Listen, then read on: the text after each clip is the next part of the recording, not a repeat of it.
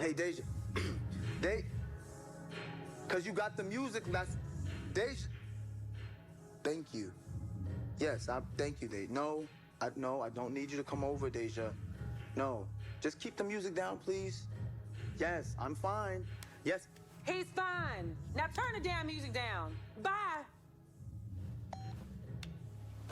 You're such a good landlord. Quick video, Sistas fans. A lot of people are asking, Jeremy, how in the world is Deja next door to Zach and Fatima right now? It doesn't make sense.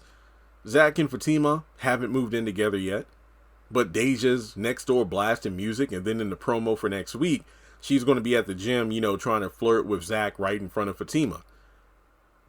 Yet again, I have to, refer back to the Val and Crystal's live stream where he pretty much states, look, don't worry about the timelines. Just know that Zach and Fatima, they're in both shows. Sistas is one universe and Zatima is another.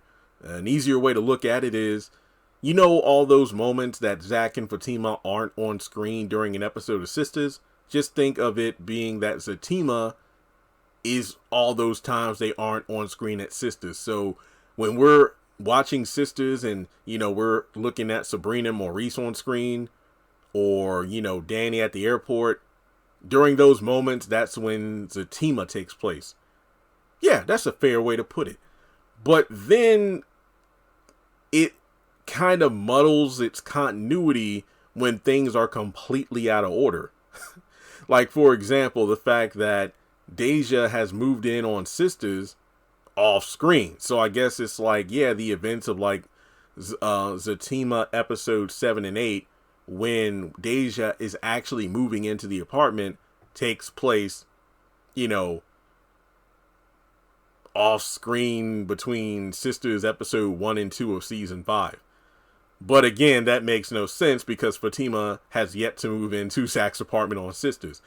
They aren't engaged, and the list goes on with a lot of stuff. So given that we don't really see Karen pursuing Zach on that show, as far as we know, I guess all that focuses on Sistas. So I do wish that Tyler would have done a better job weaving these shows together. It really would have helped the continuity stick a bit more, because there are people who still haven't watched Zatima. They don't have BET Plus, nor have they found it online.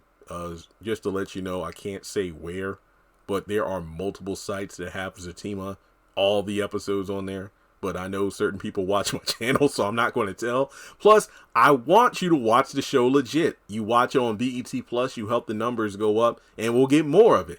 But yeah, there are confused people. It's just like, in like DC or Marvel comics where you see Batman in like 7 different comic books. I remember back in the day, it's like watching the cartoon Teen Titans and Justice League Unlimited, and it's like, oh, well, Teen Titans is his own universe because we don't want to have it where it confuses little kids. But nowadays, Batman can have like 12 different titles, and it's like they're all written by different authors, and it's the same continuity, or it's not. It's confusing. It's like you got Batman who's in the medieval times. You got Batman's new origin story, when he was training to become the Dark Knight. You have, Batman in future state. So basically, it is confusing, but given how big and popular the MCU is nowadays, the whole concept of the multiverse and doppelgangers and variants and crap, it shouldn't be that confusing, but it is, because you think about it, the Sistas audience is comprised mainly of like